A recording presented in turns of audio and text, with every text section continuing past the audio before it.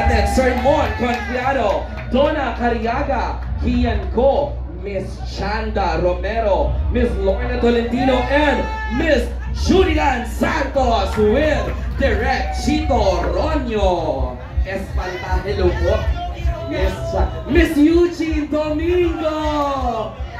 Tumawid! Ayan! Grabe! Ibang level itong ating ginagawang press meet and greet. Direct Chito, magandang hapon. Sa gandang Nico Antonio, of course, kasama natin. JC Santos, kasama rin natin. Hello! Center po tayo and forward, of course, Ate Julian Santos, Ate Juday! Good afternoon po sa inyo lahat. Thank you for your time for joining us here today. Salamat po. Merry Christmas! Agad. Unahin natin Ate Juday. Pabatiin din natin Donna Cariaga. Donna! Say hello to Hello po! Magandang araw po sa inyong lahat. Maraming salamat po sa pagpunta niyo rito ngayon. Abangan niyo po Espantaho this December 25. Thank you po. At isa pa sa talaga namang patawid-tawid din sa mga upload.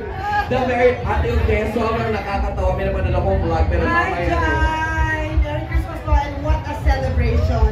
Damang-damang po natin ang lakas ng Metro Manila Film Festival sa 50th anniversary. 50th edition. Yes. An iconic horror film is about to be seen on December 25, which is Espantaho by the master filmmaker Chito Ronyo.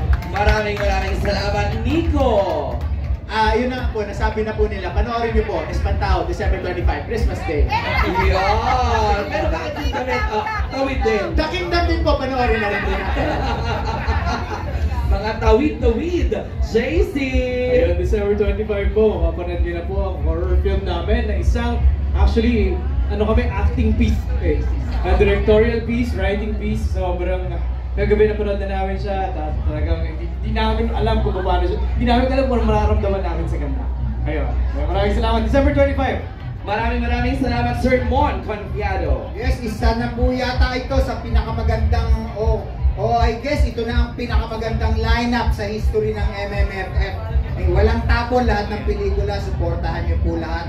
Especially ang Espantaho, December 25. Maraming salamat, Bagets Kian Ko.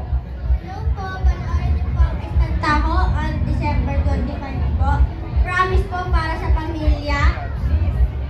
Natatakot po kayo. Ay, parang ngayon nga, natakot kami.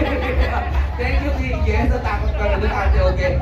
Siyempre naman, the legendary Miss Chanda Romero. Magandang hapon sa inyong lahat. Sana panoorin niyo ang pamaskong handog namin sa inyo, ang Espantaho. You won't be disappointed. Merry Christmas! Thank you po, Miss Lorna Tolentino. Good afternoon, maraming salamat. Panoorin po ninyo sana ang Espantaho. Sigurado po na may ibigan ninyo mula sa storya, sa direksyon, at syempre po sa lahat ng kasama ko dito.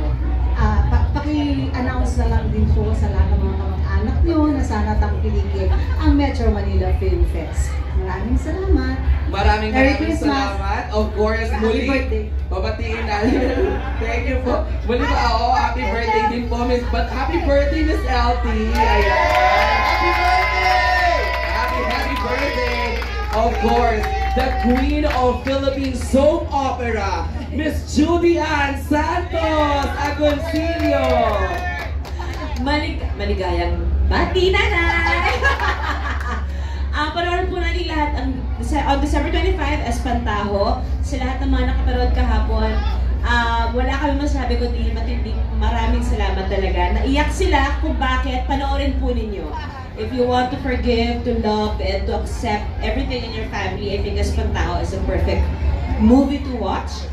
And it is the 50th Metro Manila Film Fest Awards na hindi na ito talaga mauulit. We're just so happy na kasama po kami dito kahanay ng siyang pelikulang napakagaganda. Pero syempre mas magandang busy naman sila. Unahin niyo na kami. Merry Christmas! At saka ito ang pagbabalik MMFF ni Miss Julian Santos, di ba po, Ate Juday? Kaya let's go, of course, kasama natin the award-winning director, Direct Chito Ronyo. Hello! Maligayang Pasko sa inyo lahat. Diba 50th year ngayon? Aware kayo na may kasama akong artista na sa first Metro Manila Film Festival. Alam niya?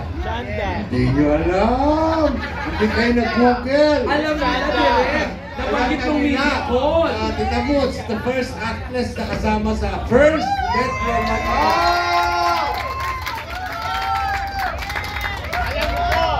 So, 50 years na.